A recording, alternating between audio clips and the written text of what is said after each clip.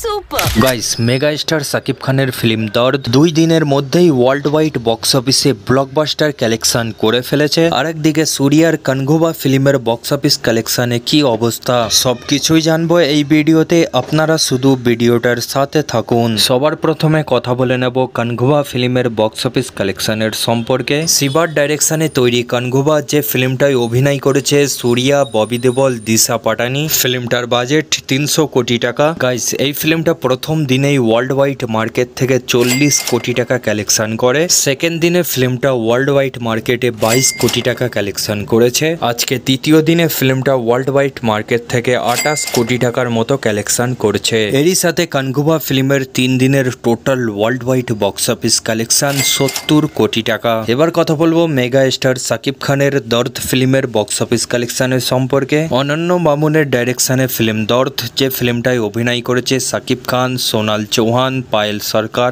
ফিল্মটার budget 10 কোটি টাকা। Guys, এই ফিল্মটা ওয়ার্ল্ড ওয়াইড মার্কেটে 300+ স্ক্রিনে রিলিজ করা হয়েছে। ফিল্মটাকে ইউএসএ, মালদ্বীপ আরো সব অনেক দেশে একই দিনে রিলিজ করা হয়েছে, বাট ইন্ডিয়াতে ফিল্মটাকে রিলিজ করা হয়নি, কারণ ইন্ডিয়াতে বড় বড় সুপারস্টারদের বিগ বাজেট ফিল্ম রিলিজ হয়েছে, এই কারণে রিলিজ করা হয়নি। কিন্তু সামনে 29 তারিখে দর্দ ফিল্মটাকে হিন্দি ভাষাতে ইন্ডিয়াতে রিলিজ করা হচ্ছে। বাট গাইস, দর্শকরা দর্দ ফিল্মটাকে যে হিসাবে বাম্পার রিভিউ দিচ্ছে, এবার দেখে মনে হচ্ছে ফিল্মটা ইন্ডিয়ার বক্স অফিসেও বাম্পার কালেকশন করবে।